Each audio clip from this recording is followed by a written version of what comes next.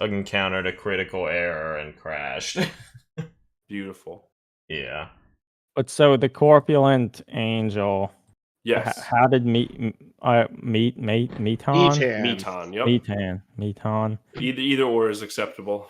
Terry has permitted it. Okay. So we're in this, like, the first scenario is we're in this city and we're like trying to find the angel to get her power to find out where Metan is so we can kill him. And Trey, who did the Yep. soundtrack for Nemo, Nemo. very first building he goes into, rolls an exploration on this chart I made, triggers a spike trap, kills his character. Oh no. So we're only playing with 3 characters, so he's just out for 1 character. Okay. So second character goes to, like, later on in the game, goes to loot all his stuff, loots a spell from him, goes to heal that character, revive him, rolls a critical fail, rolls on the calamity table, and it says he appears, devours all models within 3 inches. They are dead. So he lost 2 models. So it was just like, Trey is just such a good dude. He was just laughing his ass off. He's having a great time. We had some players that had never played before and new to role-playing games / skirmish games. So the first scenario went a little long, so we kind of had to nix the third scenario, and we just jumped straight to the graveyard where Meton is, like, sitting on top of this pyre and he's casting spells. And it is truly a summary of Terry's character. Because Meton got a sleep spell cast on him in the first round, and the players ran up and beat the shit out of him, and Meton failed all of his rolls and died. He had 3 chances to attack. Terry's like, and he grows these crazy claws, and the claws come out. He goes to attack and fails. Dead. Oh gosh. Dead. Nothing ever happened. Now this goes back to your statement that there should be no to hit rolls in games. I would love to discuss that on the podcast one day. Yeah, because it's an interesting concept. It really doesn't it matters in games, but it doesn't. Well, no to hit or to wound, or just none of that shit. Well, so the same thing in Morkborg. If you think, Greg, you and I actually were talking about this, I think, the last time. If you sit for 45 minutes waiting for other players to go through their turns, okay, it's your turn. Finally, you get to play. I rolled a hit. Oh, I miss. Yeah. Like I rolled. It's Adam's turn now. All right. Cool. I'm gonna go back on my phone and not give a shit. It isn't fun at all. Well, there's another RPG called Dungeon World, I think. Yep. Where, like, that one of, now mind you, I didn't read that book, nor did I play it, but naturally. My understanding of it was one of the things with that, like, they tried to encourage people to role play more, and that, like, even if you rolled what was supposed to be a failure, like, it encouraged you to, like, all right, well, maybe you didn't do the action as well as you wanted, but, like, explain what happened, and if it's cool, like, we'll just let it. That's fine. Fate does the same thing as well. I was literally going to just say, I don't know if I should say this on here because I don't want someone to steal my idea, but I have an idea just sparked because of this. I'm going to say it in the chat. I'm not going to say it out loud. All right. Write it down. Write it down. I feel like, and I kind of was doing that in the Morkborg sessions that I was trying to run. It's like, all right, guys, like, if you roll poorly, like, just tell me what happens, and, like, that will make it cooler for everybody. Like, it doesn't. Right. Well, it's the same thing. The monsters technically always hit. You just have to have the player roll to miss or to dodge. So it's does to hit really matter? Nothing matters. Nothing matters really, but nothing matters. All right, so on to hard piss. I'm using that terminology because I think maybe Steve, you used it in the most recent Top Thumb episode. What did you say? A hard I piss. need to take a hard piss. Did I say that? I think I said it when I went to go grab the mic. You, Gage? Yeah, Okay. I wish I said that. That's kind of cool. Yeah. Okay, well, I'm gonna do that. And I'll enjoy your hard piss. Hard piss. Love it. Adam, I have a question I've been dying to ask you. Okay. On these hobby nights, yep, do you actually have anything set up, or do you just turn the light on and move some stuff around to make it look like you're actually hobbying? So I always I mean this is literally where I'm working. Like, yeah, so like here tonight I was doing some more sculpting work on this like Mordheim pit fighter. Okay, I can see some horns. It looks like. I don't have like my nicer camera set up, but actually, Yep. I can. Well, I don't know if you bring up the stream and like mute it, I can show like pictures of. I can. So I'm doing some of the finishing sculpting work on that model. Oh, okay, yeah. So, for the most part, everything that's set up there is how I have it set up for me working on stuff. So yeah, that base model is so good. Because when I first got it too, I was like, "How the hell am I ever going to pose this guy?" And I made I don't have him around here. I'll find a picture of him and post it later. But just like a Imperial Guard guy, just like posing for a picture for like a newspaper, just like oh yeah, off the job. This one, my brothers and I have been talking about. Sometime we have to have a model where they have a necklace of ears from the like ears they cut off of their foes and stuff. So this, I finally sculpted a necklace of ears on them. So it's fine. Have any of you ever read the book Cormac McCarthy's Blood Meridian? I can't read. Okay. Straight up illiterate. Are you familiar with it though? No. Like Cormac McCarthy wrote. Cormac McCarthy wrote like No Country for Old Men. You've probably seen that movie. The Road. He wrote The Road. The Road rocked. I did read that. Well, so the author Cormac McCarthy, his most famous work, is is called Blood Meridian. It's loosely historical fiction about some people scalping Indians at the Mexico-Texas border. It's brutal. Why was I talking about this? Necklace. One of the characters has a necklace of ears. I mean, I could see it's really beautifully written, and some of the passages and descriptions are like very memorable. But pretty close to the beginning, they talk about like some of the scalpers and stuff, like riding up and like beating the brains out of like babies and other things. Like it's rough. Like, so I could see how you'd start reading it and it's like, all right, I don't need to read this, and then you're done. But it probably has one of the creepiest, I'll say, characters / villains of like anything I've ever encountered.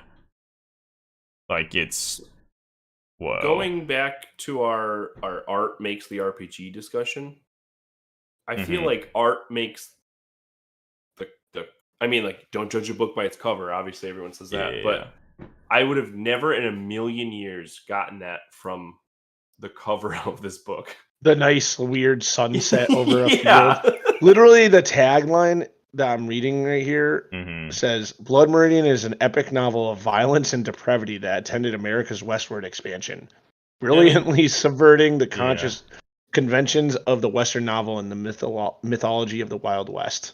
I mean, that sounds cool. That's a very good way to describe it. I mean, the whole notion, like, I feel most of the movies and stuff about the Wild West, it's more like, it's a lot more heroism and like gunfights and like cool, like, and this is like, it's rough. It's, or in the chat, one of our viewers here, fucked up dark western. Yeah.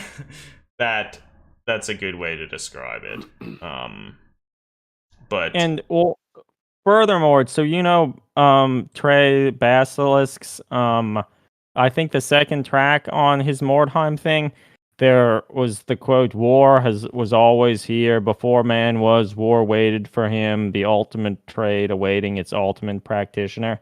That's fucking from Blood Meridian. Yeah. Oh, hell yeah. That's very cool. Yeah, so I read it several years ago, probably when I was in graduate school, and I feel I'd like to read it again because I certainly remember different aspects of it and different scenes, but wow, yeah, there's a lot in it. There's even a dancing bear. Is it worth so it's like reading? It's very much you have to read it. In some regards, it reminds me of Mordheim a lot. Like a lot of this, it's. And wait a minute, Eric, my brother Eric, he's in Utah or something on vacation, but he was on the stream and said something at Steve and Brett from Goobertown. yeah, that's good. What did he say? Steve and Brett from Goobertown Hobbies are on stream tonight. And that's him right there. Yeah. And Paul's here. Hello, Brett, Steve, and brothers. Oh my god. Yeah. That's cool.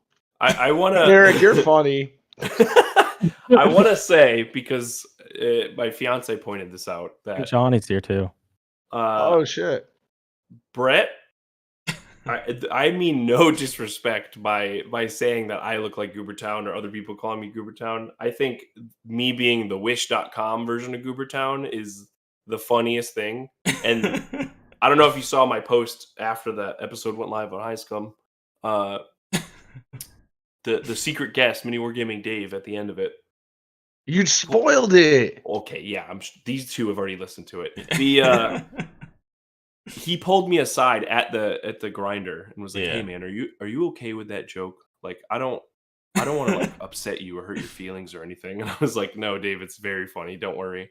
Dude, we're gonna go hang out with him. I want to go to the bunker so bad. He said today he's listening to the episode, so we'll see. Dude, yes, that's my boy. When we have that Mini Wargaming Gage and Mini Wargaming Steve titles, we'll remember you guys. All right. Listen.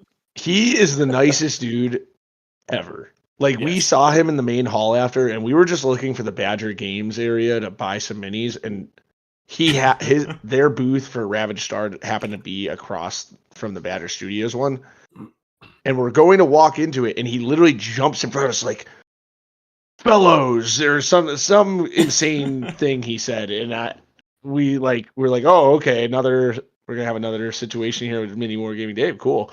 And he was just so genuine and like kind.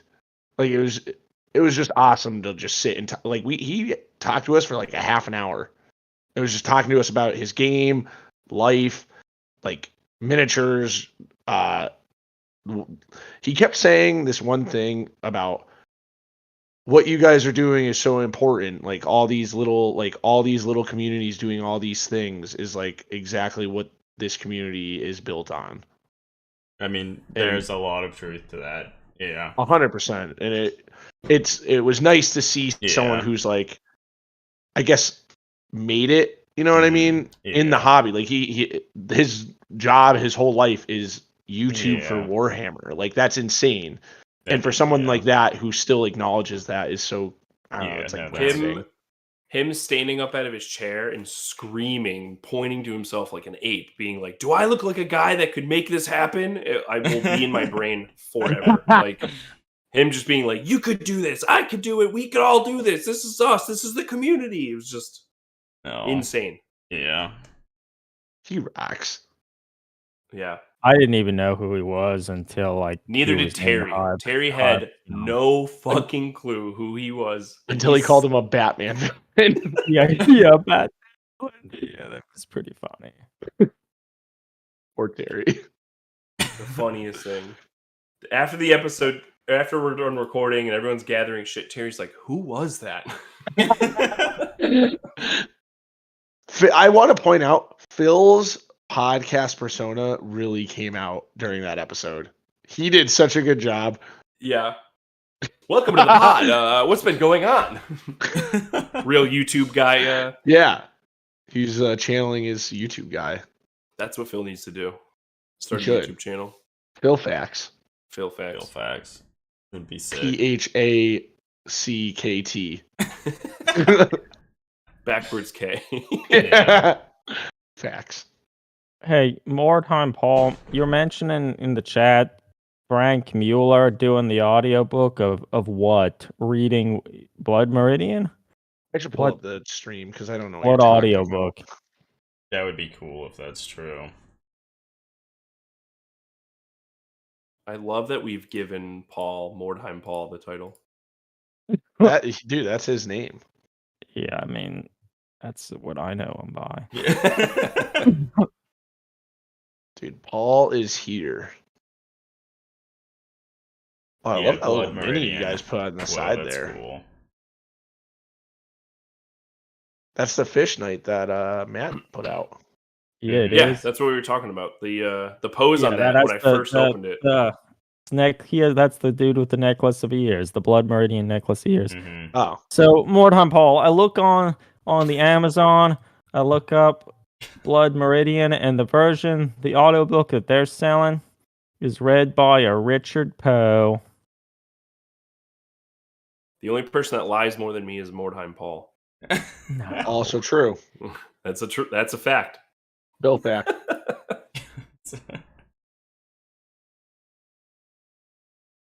Would they have re-recorded it? Who puts in the money to re-record? I don't know. I'm looking at the other Cormac McCarthy audiobooks. And Ed Sala read The Orchard Keeper.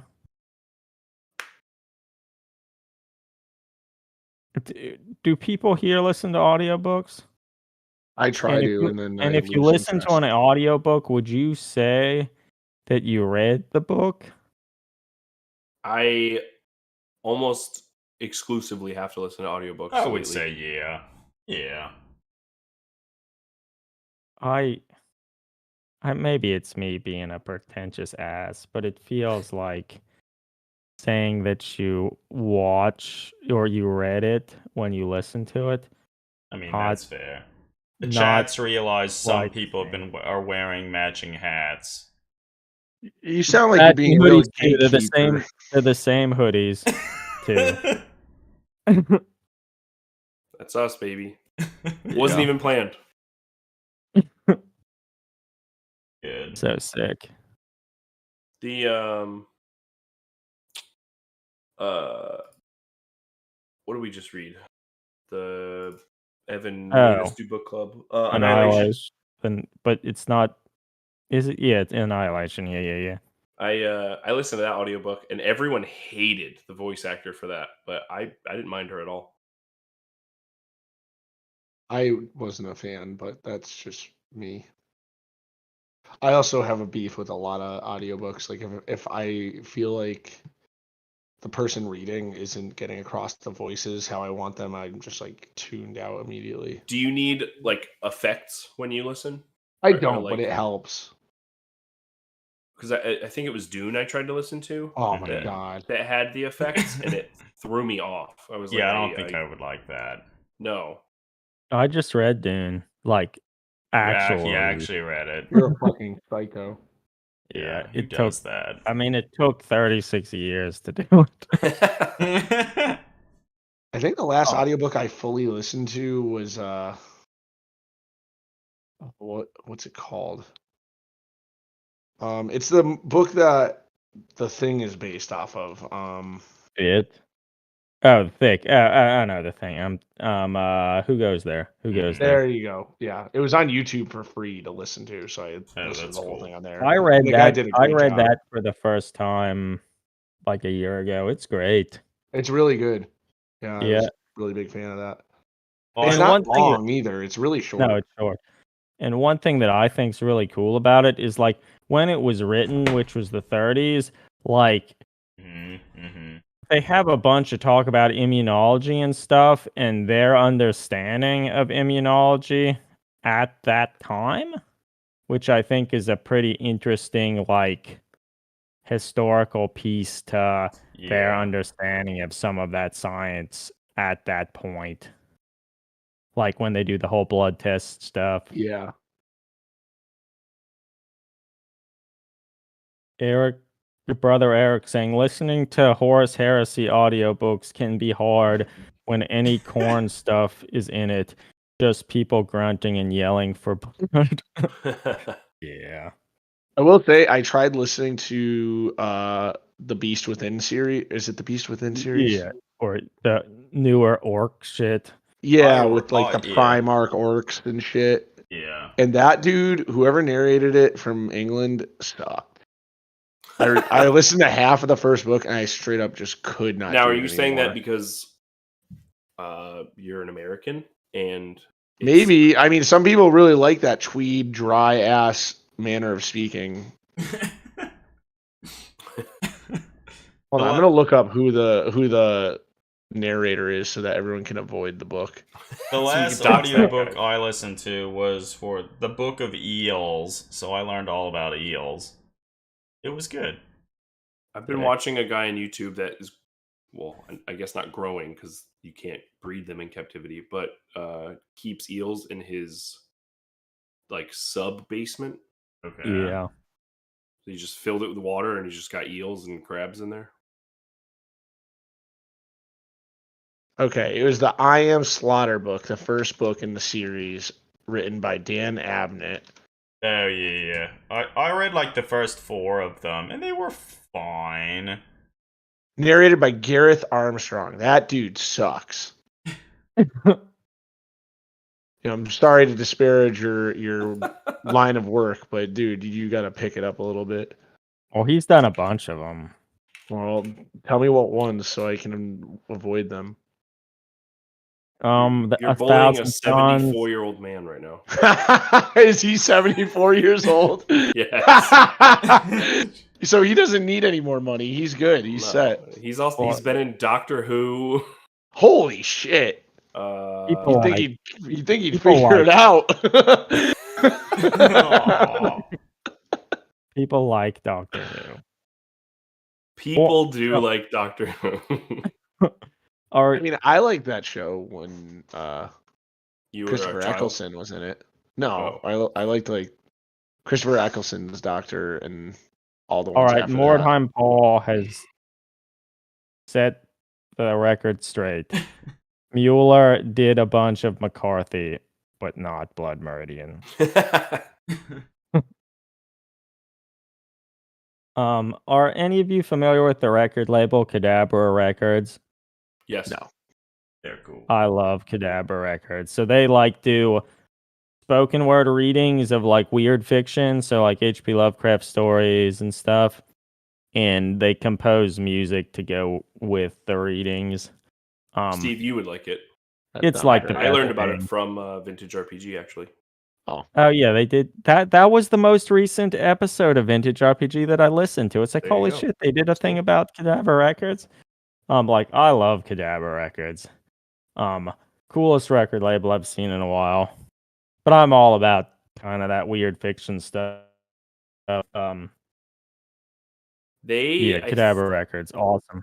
Think had a pop-up shop, or someone was selling some of their stuff at a local like supernatural convention we have in Connecticut. That seems appropriate. Yeah. Well, like they did reading/recording of H.P. Lovecraft's At the Mountains of Madness. Mm-hmm. So like that's Lovecraft's short novel. It's like 5 fucking LPs. Yeah. It's awesome. And it's also probably, I don't know how long it is, because my brother Eric has a setup to like do pretty good recordings from like playing a record. So he's been doing recordings of all the Cadabra records that we buy, which is most of them. Because I'm just throwing money away always. Yeah, I mean, you bought stuff from the Under the Dice big cartel. Yeah, boy. Supporting. I did mail your stuff. I did mail your stuff today, by the way. So sick. I've been hunting for the. I guess it's technically an audiobook. The original pressing of the Hobbit record. Huh. Okay. Comes with like a little. Did anyone read that book? I did. I did. The Hobbit? when I was Yeah. young. I read like can't half read. of it 2 years I ago, can't and then I stopped. read. I can't read. I read the Lord of the Rings books, but I never read The Hobbit. Dude, Tolkien kind of sucks. I don't like. I read all of the Lord of the Rings, the 3 Lord of the Rings books, but I literally remember nothing about it, like how it was written, nothing, like it just none of it. I remember none of that, and I read it when I was in like high school or something, so it like wasn't that long ago, but like nothing. Adam, that was 20 years ago. I mean, it was one a of the long first time ago, but yeah. One of the first conversations I had with Steve actually at Terry Fest when I met him, we were talking about I was just starting to read the Lord of the Rings trilogy, and he was like, "Yeah, don't bother. It's 3 books about lembas bread. Don't." Legit, it is. And I never made it past like the first 100 pages. That's funny. Was it because of what I said, or was it because all the lembas bread? Well, because after meeting you, I decided to unearth my Warhammer models, and You were busy. I have not had free time since. I was surprised you liked that Dungeon Synth person, Sargost, because that's just the name of like some fortress in Mordor. Like that's a fucking. That's Lord cool of the though. reference. Lord of the Rings is sick. I just think all the books are. They're really just dry. There's so much content of just like unnecessary narration of stuff that doesn't fucking matter. Nothing matters, Steve. This is true. You're not wrong. Steve's that meme of Drake, where it's like Peter Jackson. He's like, ugh. Or no, it would be Tolkien. He'd be like, ugh. And then Peter Jackson, he'd be like, yeah. Until he did the Hobbits, or maybe he didn't do the Hobbit films because they're horrible. Holy fuck, are they bad? Yeah. They made me hate Lord of the Rings and all that stuff, and I've never looked back. See, a lot of people have that opinion. I didn't have it when I first watched it, but I have not rewatched them. So they're so bad. The first Hobbit film is like, okay, I can watch this. The other ones, they're bad. Yeah. They turned all of it into a mockery that I don't understand how anyone could think it was cool. So bad. And the more I think about it, the more I dislike it. Yeah, my hatred grows. Yeah, I agree. Where is it? There it is. The Hobbit Illustrated Edition is the copy I have. I really like the book. Okay, somebody, Trash Panda here, says that Jackson did The Hobbit, but the studio meddled like crazy with the production. Okay, I mean that makes sense. Like it kind of annoyed me that like the Lord of the Rings are 3 film books, so they made 3 3-hour movies. Makes sense. The Hobbit is a short young adult novel that they made into 3 3-hour long movies as well. Yeah. Like, come on. Well, that's what they wanted. Yeah, the Hollywood money was when everything turned into like a big, crazy, over-the-top action scene that I think just cheapened everything. Like, ugh. Like Wait, friends, instead of us complaining about Lord of the Rings, why don't we talk about the Folk Horrors 2 Kickstarter? We could do that. I will say that I'm surprised no one has talked shit about us for talking shit about the Lord of the Rings. Or posers. That's fine. True. Yeah. So I think it's sick that you can get the old Kickstarters from this one. So how do you say it? Gardens of Hecate? Hecate. I don't think it's Hecate. Well, you can discuss that with Phil, so. Or, because I'm pretty sure we fucking asked Anna. We did. We listened to that on our 45 fucking hour long drive home from Adepticon. And I think you say it both ways in that episode. Do we? What's wrong with us fucking posers? Because I was like, oh, we're gonna sell it right now, and then it was like, oh fuck. Yeah, Hecate, Daniel Trejo. Mr. Daniel Trejo, the way he typed it still doesn't make it clear how to say it. This Google lady, this Google lady is telling me that it's Hecate. If Anna says it's any other way, she is wrong too.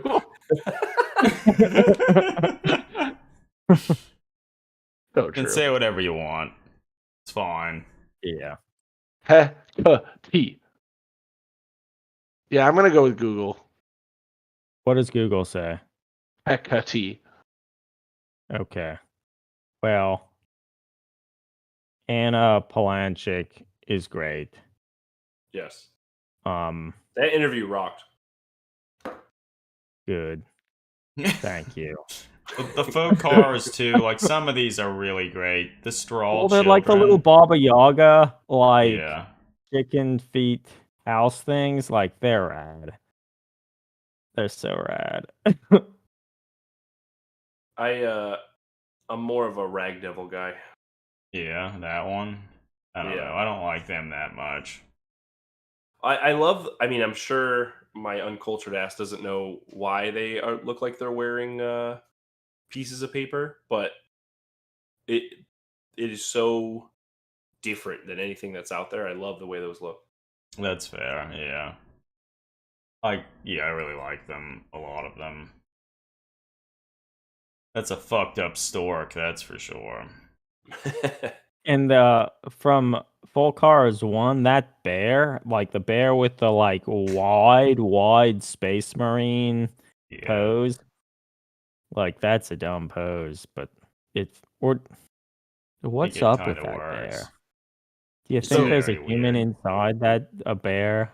No. Real Midsummer vibes.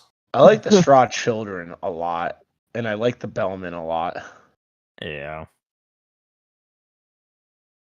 Well, so like I had seen the Full Cars 1 that I think somebody had commissioned Anna to make them, and then they like backed out of it. So then Andrew May like bought them, but I didn't even realize that she was sculpting another set, which is Full Cars 2. So Full Cars 2? That $56. Full Cars 1, 56. So that's the same. Not bad. That first Kickstarter, the Full Cars 1. I don't know what happened. I don't know if a cat got into my desk or something. I definitely talked about this before, but somehow I had them in a pile right after opening the box, and they're on just a pile of metal on my bench, and a cat or something knocked over glue, and it just made a fucking mound of all of them in one big oh my gosh mess. So I might just back it again because the horse, the cow, and 6-horn plus the little horns for those models are still stuck to my desk, and all the rest have I freed them. Well, I don't even remember when the original Full Cars thing went on Kickstarter. Did I not? I guess I didn't back that. I'm pretty sure we have it. I think I have them. Okay. Pretty sure I have I mean, because God knows I backed a shit ton of Kickstarters. Yeah. And then I just have this stuff sent to Adam, so like I don't see it. My bank declined the purchase because it was out of country, and Andrew messaged me and was like, "Hey, I saw this happen. Do you still want them?" And I PayPal'd him directly, and he got it through. So shout out to him for that. All right, so I logged on to Kickstarter. Let's look. Oh yeah, I did pay for the Full Cars. Yeah, I did. Okay.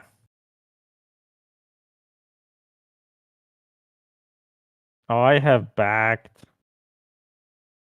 110 projects, it says. That's a lot, Greg. Outrageous. You've got me beat. 19 projects. Listen, we can't talk. I can't talk about Kickstarter. What makes you sad? How did you get fucked from Kickstarter? We won't say his name. Okay. We won't throw him under the bus here. Under the dice. Under the dice.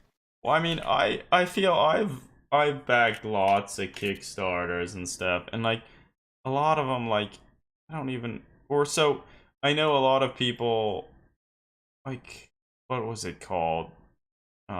Jeff Loeb, he had his Kickstarter to do more of his comics. You probably backed it too. You mean? Right? Oh, Rob Liefeld, you mean? Oh yeah, Rob Liefeld. Yeah, that's yeah. People know Rob Liefeld, right? You know Rob Liefeld, that comic artist that started Image Comics. With Cable is my favorite superhero of all time. So yes. Okay. Like Liefeld had a Kickstarter, which I backed it just because he was like super excited about it, and I like to see people excited about shit. Mm-hmm. Never got any of that shit. It's one of the oldest Kickstarters that I've done, and like he still every once in a while sends an email to the people about like, hey, I'm like, I don't know what happened. I got to the point where I thought maybe it did actually happen, and I just paid so little attention to it and didn't care, and cared so little that I, like, whatever. But maybe it never actually came to fruition, which sort of surprises me. I didn't hear about this at all. Okay, well, you did. It was a long time ago. Let's see when it was. It was one of my first Kickstarter back things. Back some time ago. 69 After 5.5 years, 35K in contributions, and no delivered product. Are you reading the comments? Where is it? Where are the pouches? Winston! Okay, so Brigade Returns was the name of this Rob Liefeld Kickstarter. It was... When did it start? Oh, here it is. I found it. Oh, estimated delivery August 2013.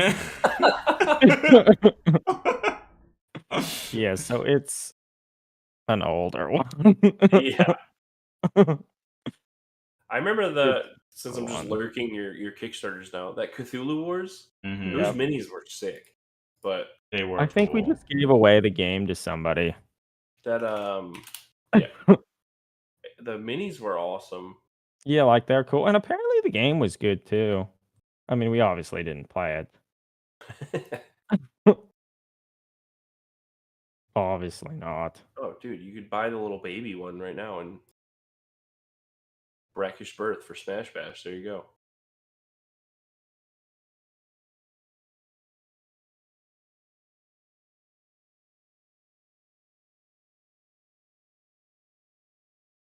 See, the thing that like surprises me so much, there are so many people on here like that are upset. I guess I understand upset not getting the stuff that you backed for, but like I don't give a two fucks. Yeah, like who gives a fucking shit? I gave Rob Liefeld $15 in 2013. He never gave me the books. Like I don't give a shit now. I never gave a shit then. I mean, that's very on brand for him. I mean, I care, but I think it's also my inability to drop things when someone tells me that they're going to do something and then they don't do it. Do you have like a book of grudges like the old world dwarves? Yeah, it's called Ot. The Book of Rage. Legit, if like I just can't, I don't know why, like someone if they're like, yeah, I'll totally do this, I got you on that, and then they deliberately don't do it. It's like, oh, I'm gonna remember that forever. That's all you have in this world. Is your word. My spite. Well, okay, that's yeah, I guess.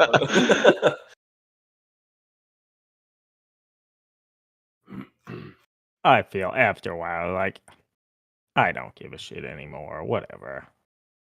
I mean, I guess it depends on how much you back the stuff for. Like, if I put in lots of money for something and I was really because I know there are a lot of people that they probably grew up with those, like, Cable, X-Force comics and stuff, and they did mean a lot to them. And I could see them being very excited about this, and then to just have it completely fall apart, like, isn't great. I mean, yeah, 100%. Yeah. My one burn on Kickstarter isn't even probably that weird of a story. It was just I backed $60 for a hardcover book from someone I personally knew, and then they never did it. Never responded to the Kickstarter or any of the people asking questions, and then that was that. So they like didn't even make the thing, like they never did. They never released the files, and like supposedly the person had a full game written, like they had a PDF copy of the book. They never even sent the PDF copies of the book. Whoa. Yeah. Okay. So that's a little low. I mean, yeah, that's. And it's weird that like you even knew the person. Oh yeah, I mean I asked them about it in person. Like, like, hey, where's my $60 for my game? Yeah. Can you just send me the files? Did they respond to you? Like, how did they? Gage was present when it happened. It was a real uncomfortable energy. Yeah. Okay. Sick. That's good. Phil thinks it's really funny because he was there too. Well, I feel like now the sort of thing like with Kickstarters, like you probably shouldn't back something unless it looks like the product is basically already done. Right. And like they have images and samples of the thing. Because like if they still need to do the thing, it very well could not happen. Yeah. Well, I mean, even kind of what mysterious Mr. Daniel Trejo said in the chat. They're just a lot of them now are just pre-orders. Yeah, yeah. Like Mantic Games.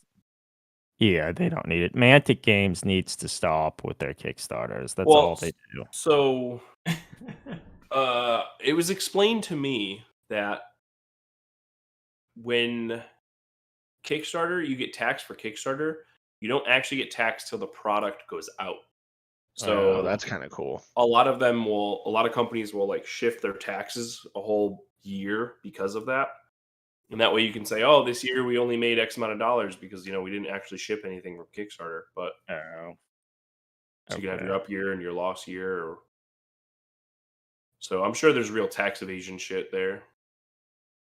The BattleTech books are published by fucking Topps. Like, you serious? Sports cards Topps. And like the quality of the printing on those books is bad. And they have advertisements for their shit in them. And like real turnoff for Greg, let me tell you what. That sounds bad. Real turnoff. Like I wanted to like it. But I just don't. 18,000 people disagree with you, Greg. Well, $5 million. I like the mechs and all that stuff, but I guess I'll just play your game, Steve. I mean, actually, do it. Saying that I'll play any game is maybe I think it not being intellectually honest with myself. But listen, next time we hang out, I'm just gonna we're gonna be sitting there at a table just hanging out. I'm gonna pull out the rule book and I'm gonna pull out some minis and I'm just like, yeah, you're this playing. This is happening man. right now, motherfucker. Yeah. And listen, I'm gonna a rule book. Well, go on, Steve. A rule book in print is not too far off, I think. And I'll give you another Gundam model. Another gun to model? Yeah, hell yeah, give me a gun. Another Gundam kit. Oh, okay, yeah, that's cool too. I'll give you another gun. Yeah, I'll give you a handgun. Please, a Glock that you can't have. I can have a Glock. I just can't buy it from a store. The whole transporting it across state lines thing might be a little bit of an issue for you boys, but yeah, we'll figure it out. Nemo 24. Nemo 24. It's what Evan's even in here. Wow, this friend of the pod, Evan. Unhinged. Every podcast within the hobby space has to pay the Evan tax at one point. Like the little Animex that Evan commissioned, they rock. They do like, rock. I could see actually trying to play something because of those. Like, most of the other BattleTech managers, like, I've not been super impressed with them. Like I like shallow detail. Yeah, like, it's just not. They don't look great. I want to like them and think they're cool, but like the night before you drove to Adepticon and you had posted stuff about packaging the minis, I was like, holy fuck! Like this is awesome. Mhm. Like, how was this kept so under wraps? And it was awesome. It is awesome. Good job, all you, for making that happen. Evan's excitement for it definitely, like, kind of like checking if there's people around when he was telling us the first time about it. Like, all right, so I got Anna to sculpt these mechs. It's gonna be sweet.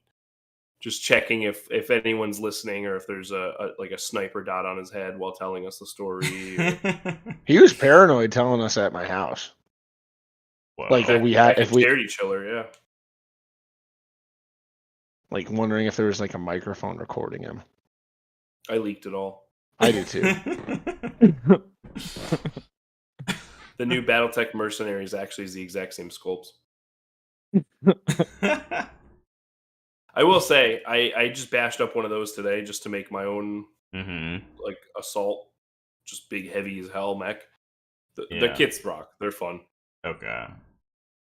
I haven't looked too closely at them. I gotta paint some. I gotta do a lot of shit, but I gotta move my office first. Did you assemble any of your IKEA stuff yet? No. I was supposed to paint the room today, and you know what I did instead?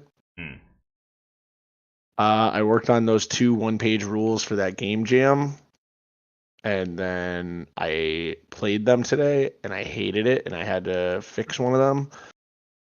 And I mailed a bunch of boxes, and then I you sat on my spent couch. a few hours sitting on the couch reading Lord of the Rings. No, I just sat on the couch watching the Wu-Tang An American Saga TV show instead of doing anything productive with my days off. Well, you did a lot of productive stuff in the past month. Yeah. Yeah, I don't know. I would like a nap. Well, you've earned it. Take it. Right now, on stream. Which is allowed in Twitch's TOS now, too. Yeah. Wait, you can nap on Twitch stream? You can. That's sleep. So cool. You can sleep a full 8 hours. Watch me sleep. Wake up to $200 of donations if you're an that attractive would be so person. Cool. What about unattractive people like me? They don't get money. That's how the world works. Bullshit. The last week, our group chat has been just on fire with ideas from just being so energized from Adepticon and then Dungeon Siege. Steve has written 4 fucking games in that amount of time. It's stupid. How many games have you been writing games before? Like, is that something you've done continuously over the years, or is it a newer thing that you started to do? I've always written like supplemental stuff to like any RPG I've ever played. I always am like, this would be really cool if it had this mechanic or this spell or this thing.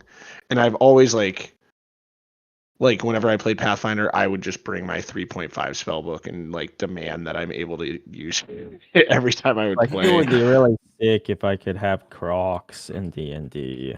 Yeah. I mean, so I've always been very interested in homebrew stuff, like campaign settings, things like that. So I've always been doing stuff like that. But I started writing my first real game probably with the game that I forced upon Gage, Terry, and Phil to play with me. That was a hack of Purge Delorium. Per Delorium Silentio in Silence Death, which is a very cool indie RPG made by some guy. I don't know his name because he doesn't post it. I checked that Discord today. It's dead. Oh yeah, he doesn't even respond anymore because I messaged him asking about some stuff and he just does not respond. Okay. But yeah, it was like a hack of his game because his rules were so just not finished, despite writing like 5 expansions to his game rules. Yeah, it was very fun, and I still have the files, and I worked on it a whole lot, and I still have the files. Mm-hmm. Someone actually requested to see it today, and I sent it to them so they could check it out. But that's cool. I would like to finish more games because they always get to the stage of, okay, we can play test it, and then we'll play it once and have some fun, and then I'm like, okay, cool, that was satisfying. I'm done. Yeah. The supplemental thing is just like it goes hand in hand with just like DMing or running games and stuff. Yeah, and it's like I never put anything out into the world until Under the Dice, where Steve's like, "Oh, this is sick. Make a 1-page out of it, and I'll throw it in the zine." And then now it's like it's infectious. I think it was Ratboy Rory who said it at Adepticon, but it's like when you're in a space with people that are just all being creative, it is so easy to just be creative. It's not. Everyone's getting hyped on Hobby Dungeons Game Jam, and I'm like, yeah, I'm gonna make a game real quick, and then I made a lockpicking game. It's just like it just I don't know. Yeah. There's no barrier to entry when other people are just hyping you up and letting you do whatever. Yeah, that's cool. Like literally make a game about anything, like Tanner. Yes. I almost said the idea of it, but I can't even spill that because I cannot let anyone steal his idea. No one can. If you steal Tanner's idea, I will kill you. Even if you have never heard his idea before, I will kill you. Was this an idea that was on the Hivescum podcast? Yeah, the one that's already been talked about. Yeah. Okay. So I know of this idea. No. You better stop right now. We've already heard too much. I'll be honest, I didn't like it. Well, it's not for everyone. Yeah, it's not for me. Here, I wrote this game I just sent to the chat. I wrote this the other day while driving to Albany, New York within an hour. And it's just some real punishing Bigfoot Bigfoot solo role-playing game. Sick. And it rocks. Phil was pretty happy when I sent it to him, I think. That's the only approval you need. That's really the only reason, I wrote it. Yeah, I mean, anything to make Phil happy. Oh, Phil has been commenting this whole time while we've been talking. Yeah, that's sick. Don't listen to Hivescum. Protect Tanner's idea at all costs. Phil, in one of the early episodes of Hivescum, you ask about a Dungeon Synth album that had a little frog wizard on it, and that intrigued me because I love frogs. And it was confidently said that was an album by Ulk, and it wasn't. You lied to him. I lied. And I, like I said, I told Phil next time we hung out, I said, "Oh, that wasn't it. No one will listen to the episode. It's fine." I went searching. It destroyed his day. Yeah. I couldn't find it, but then I eventually found it on Spotify. Like, it just showed up as a thing that I might like, and it's like, fuck, this must be the Frog Wizard thing. For whatever that's worth. So it somebody all worked out. It's Tales Under the Oak. Yeah. And Swamp Kingdom and Toad King. It's not Restoration Magic. Or the Stargate by Mortis. You mean Jordis? Jordis, yeah. But yeah, Tales Under the Oak. Tales Under the Oak. That's sick. Is that the name of the album? It's the artist. That's the artist. Okay. Who their Their profile picture on Bandcamp is a very Gardens sculpt. Oh shit, that is a frog. Like a Slan Mage Priest right there. Yeah.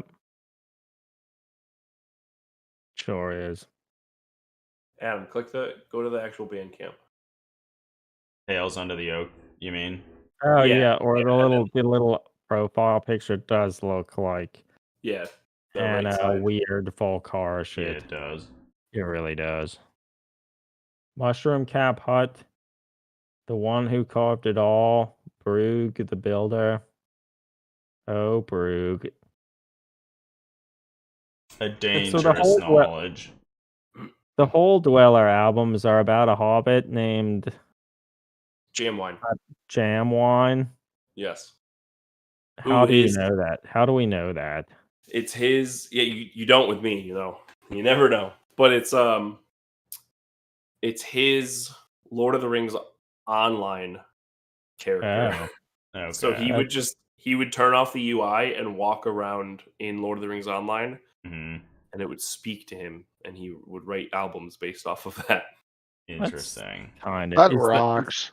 Is that still around? Lord of the Rings? Probably not. It is. Yeah, it is. You can play it on Steam for free. It's actually surprisingly good. Yep. Wild. Yeah. I'm gonna download it right now.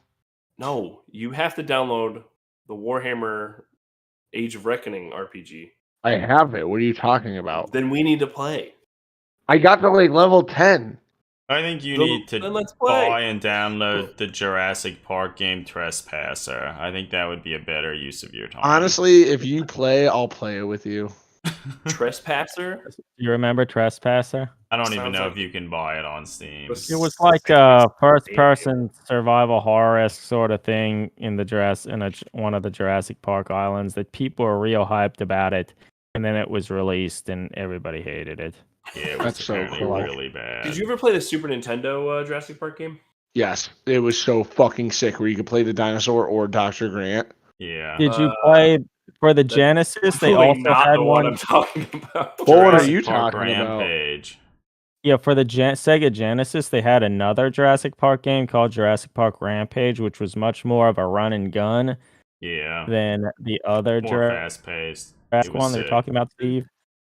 Can you play a dinosaur and Dr. Grant? Yeah, then that is it. And it was really scary. There were I think both there were just Jurassic Park game, and then there was Jurassic Park Rampage. Both you could play as Grant or a raptor. The Rampage one was faster paced and easier for the like.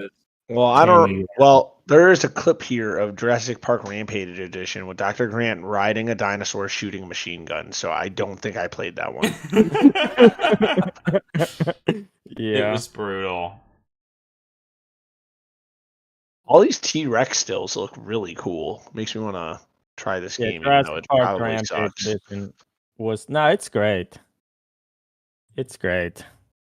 The taser in Jurassic Park Rampage, Jesus, brutal. Like it just incinerated built everything. For brutality. Whereas that's really funny because it does nothing in the movie. Oh yeah. So it does nothing in the first game. Yeah, it's fucking horrible. But in Jurassic Park Rampage, it is like the best weapon. Yeah. One shot kills like anything. Yeah, Jurassic Park Rampage was a wild game. Jurassic Park rocks at all.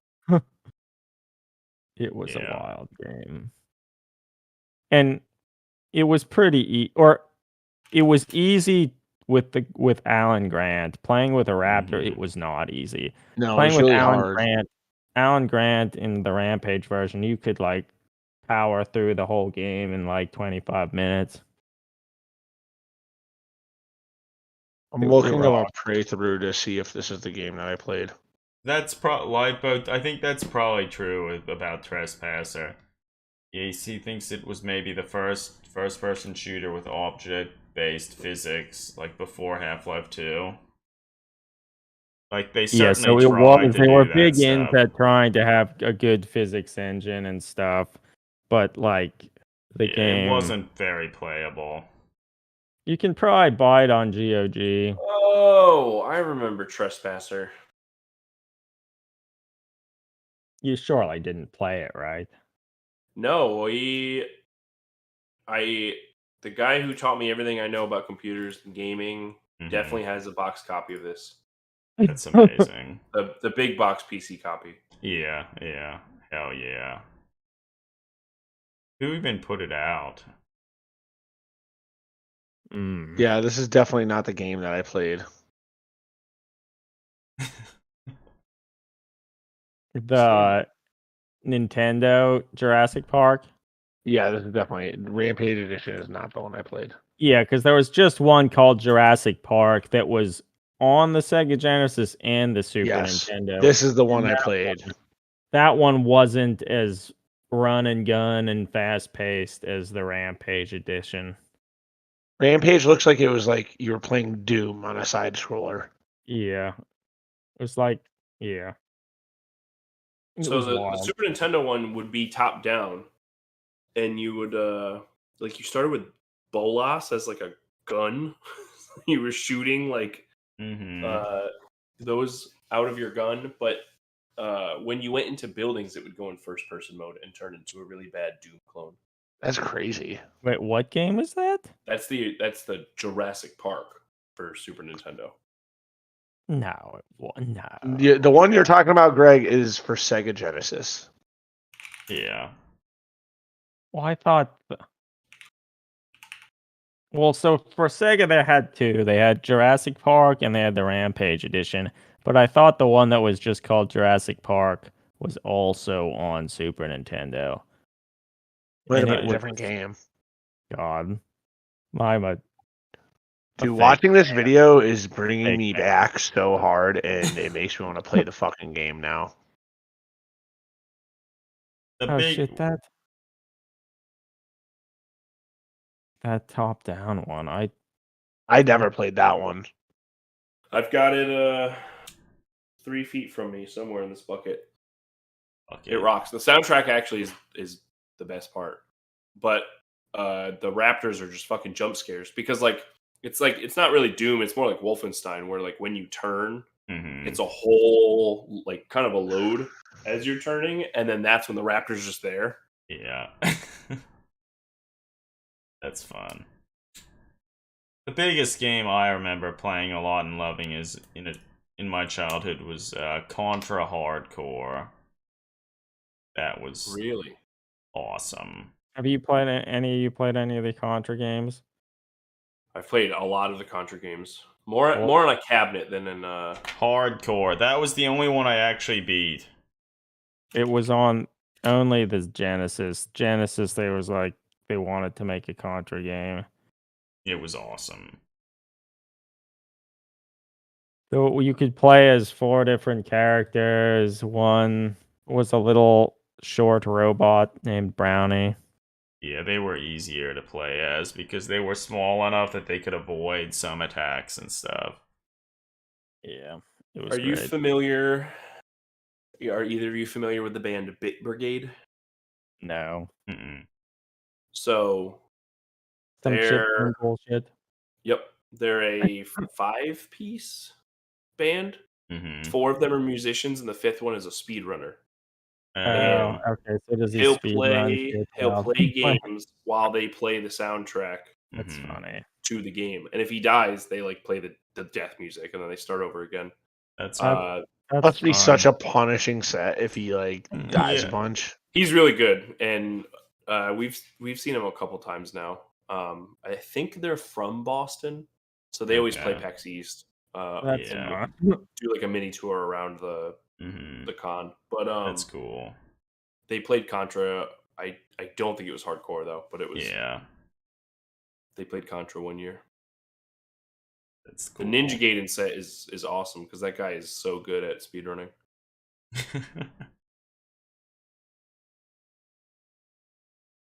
I'm not good at anything.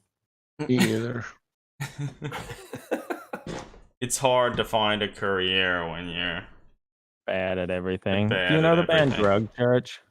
I literally just saw them the other day. Steve saw them 2 days ago. Yeah. They have a song called Weed Pin. That's perhaps their most, I'm going to say, one of their more well-liked songs. And one of the main refrains is, it's hard to choose a career when you're bad at everything. Great. That dude is a psycho. Patrick, whatever. He writes comics. He's like an author that writes comics. Have you ever seen Drug Church live? Yeah, I did. Yeah, he's a nut. Very nice, but he is a nut.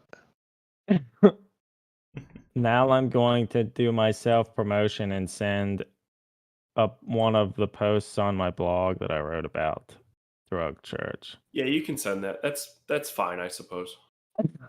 I see what you did there. I see what you did there.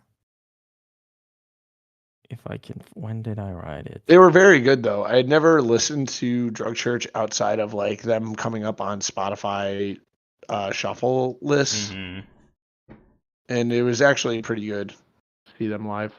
I mean, I like him a lot. Like the music reminds me of like the Jesus Lizard sort of stuff, and his vocals remind me of like Chuck Reagan from Hot Water Music. Or that's what it reminds me of. Yeah, Drug Church was one of the last shows I saw before the pandemic hit. It was Drug Church, Me Without You, and Thrice. It's a pretty good show. That's a very mixed bill. Yeah, it was. I dated a girl who lived next to some dude in Thrice, and his license plate was Thrice.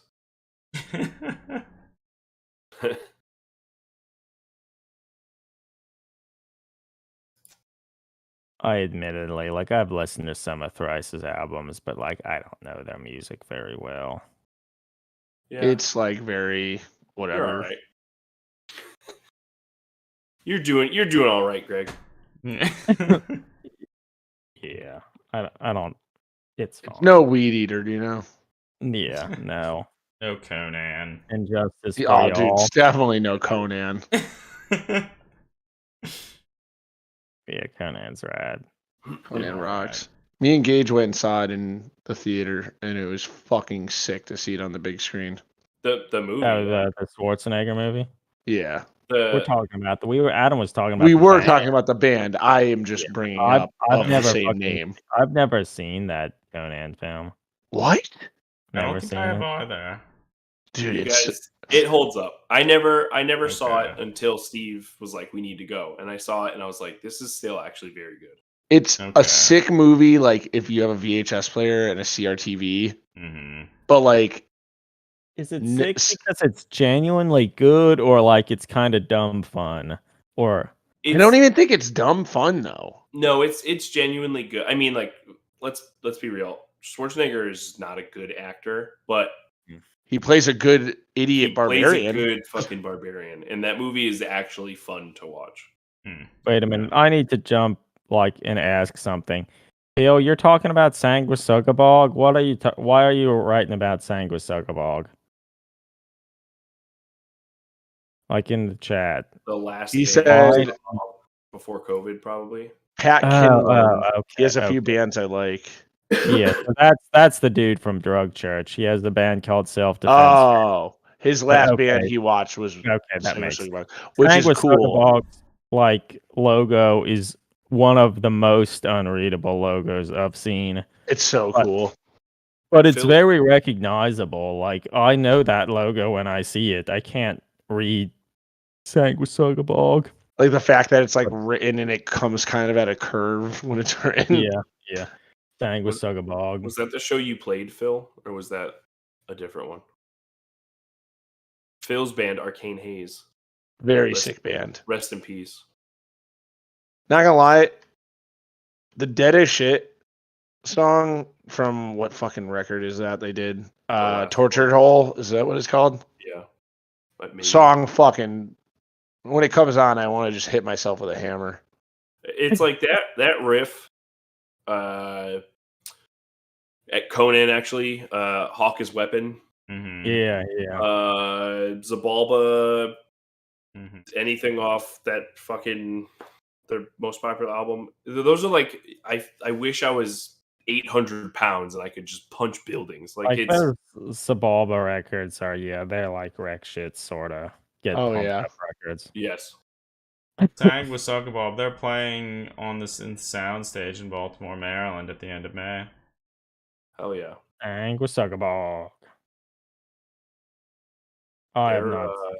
Admittedly, I've hardly listened to their logo is very unreadable. Yeah, it's something else. It's something else. Yeah, but it's recognizable.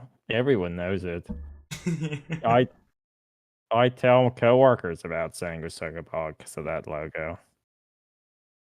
It's beautiful. I get it. Yeah. They had a shirt too at one point that also was just I don't like the well, they don't take themselves very seriously. No, not at all. Like if their Instagram account, I feel is just all memetic bullshit. Yeah, their Twitter presence is also very unhinged. Yeah, it's really cool.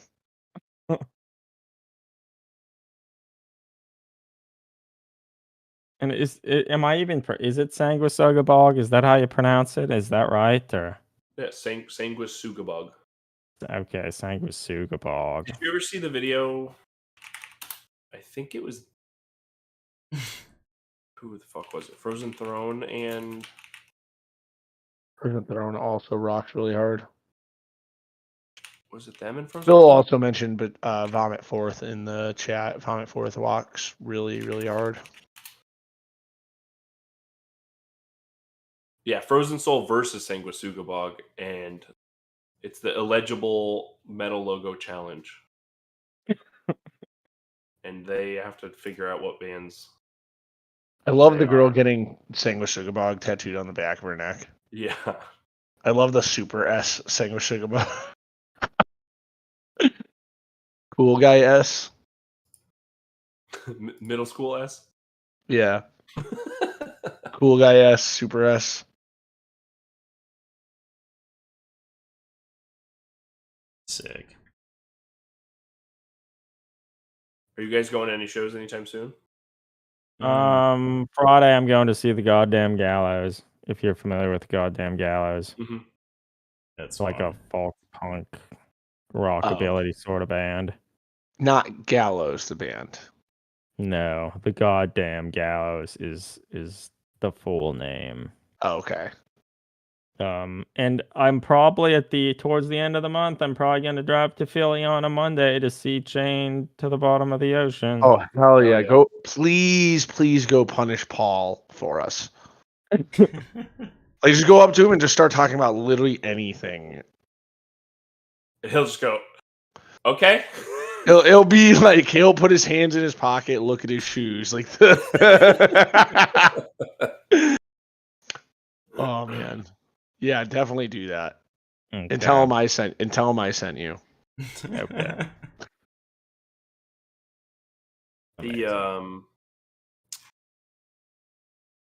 What show? They're playing New Haven, right? Next week. I think. Blood Incantation. Oh, is Blood Incantation? Are they playing? Eric just did that in the chat. I don't see that in the chat. When's Blood Incantation playing? Have any of you listened to their ambient album? Yes, it's amazing. Yeah. We saw them twice. We saw them on. It was Blood Incantation, and fuck, what was the other band? It was like Blood something, and they purposely put the bill together because their all names are similar. Yeah, it's like that Foghorn Dungeons. Yeah, did you guys listen to that I sent you?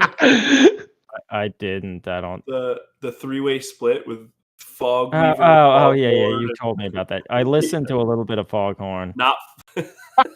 Or Fog Lord. Fog Lord. Oh, that makes me so happy. Steve could not stop calling Foglord Foghorn because of the I fucking... love it. I was doing it on purpose. I knew what it was. And then Terry wanted to buy the shirt, and I was like, "Oh, that's a really cool Foghorn shirt." And he instantly didn't buy it. Or Fog Hat or Fog Hat. All right, Eric. Fog Hat. Fog Hat. Oh man, that's even funnier now. Paul and Booker. They are playing Blood Incantation. They're playing in the Baltimore, soundstage. May 1st. Yeah, with Obituary. Oh, that's sick. Chopped in fucking half. I don't care about Obituary now. You don't like Cause of Death? I don't. To me, it's just same-ish sounding death metal. Yeah. I'm not a musician. I can't. I mean, it all. I can't distinguish anything. I mean, I literally listen to the same music every day, so it's. I mean, Obituary is probably good, but like, I don't know. They sound like death metal. That's very true. As I love same-ish sounding sludge metal shit that all sounds the same too. So like, I shouldn't be talking, perhaps. Obituary was the backing band for Andrew WK at one point. Is that a Phil fact or is that real? Yes, that is a Phil fact. That is definitely a Phil Wait, fact. did you say is that a Phil fact or is that real? Are Phil facts just notorious for being wrong now? Handwritten letter asking them to play with him. Okay. I mean, believe that. Yeah. Yeah. I was supposed to watch the South Park episode of the Warhammer episode tonight with Haley. Oh, yeah. I think she already fell asleep. I watched I only watched one South Park episode in my life, and it was the World of Warcraft one. Pretty good episode. I mean, if you want to see somebody being shit on. I mean, yeah. I mean, yeah. Right up my alley. Yeah. Oh my gosh. Well, yeah. So, I mean, maybe we probably should call the stream to a close pretty soon. It's getting on midnight here, and I need to be up at 6. No, you don't. I need to do so much work to add value for the client. I can confirm Greg needs to be up that early because we'll be talking about Pokemon at like 6:30 in the morning. Greg! I bought Root for you. Yeah, or fucking friend me on Steam though. Okay, I'll add you on Steam right now. Friend code. I already don't remember what it was though. I'll try to find it again. I'll try to find it. Also, I guess thanks everybody for joining us tonight on the stream. We talked about all sorts of crazy stuff, and I think I had fun at least. So I had fun. Yeah, that's good. You guys lost 6 subscribers tonight. Yeah, we don't bring anything to your podcast or any of that. Oh, I don't either. Yeah. That's part of the fun, right? Yeah, I would say so. Yeah. Oh, yeah. Thanks, everybody, for joining us. Keep on enjoying the hobby. Stay safe, stay healthy, all of that. And until next time, over and out.